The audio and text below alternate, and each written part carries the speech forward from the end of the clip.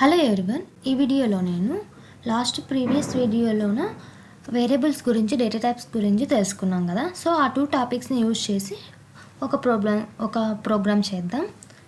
నేను ఈ వీడియోలో అడిషన్ ఆఫ్ 2 నెంబర్స్ని ఎక్స్ప్లెయిన్ చేస్తాను. సో ఫస్ట్ 2 వేరియబుల్స్ తీసుకుంటాను, a = 10 అండ్ b = 20. ముందు ఇంటర్ మెన్షన్ చేయాలి, data type compulsory. So next ఏంటంటే నేను సి వేరియబుల్లో a + b యాడ్ చేస్తాం.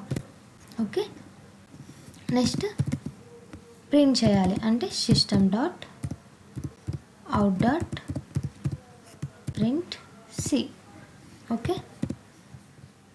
ఇప్పుడు రన్ చేద్దాం. మనకు అవుట్పుట్ ఏం రావాలి? 30. 10 + 20 = 30 వచ్చిందా? సింపుల్ అండి. సో ఇప్పుడు నాకు సబ్ట్రాక్షన్ కావాలి, ఈ 2 నెంబర్ సబ్ట్రాక్షన్ కావాలంటే ఇక్కడ ప్లస్లో మైనస్ యాడ్ చేస్తాం.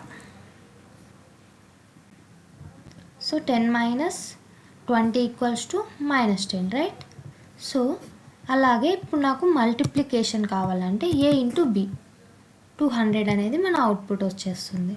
10 × 20 = 200, రైట్? యా. దెన్ నాకు a / b,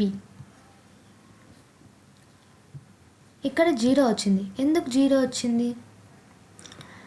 ఎందుకంటే 0.5 అనేది మనకు ఇక్కడ రావాలి, కానీ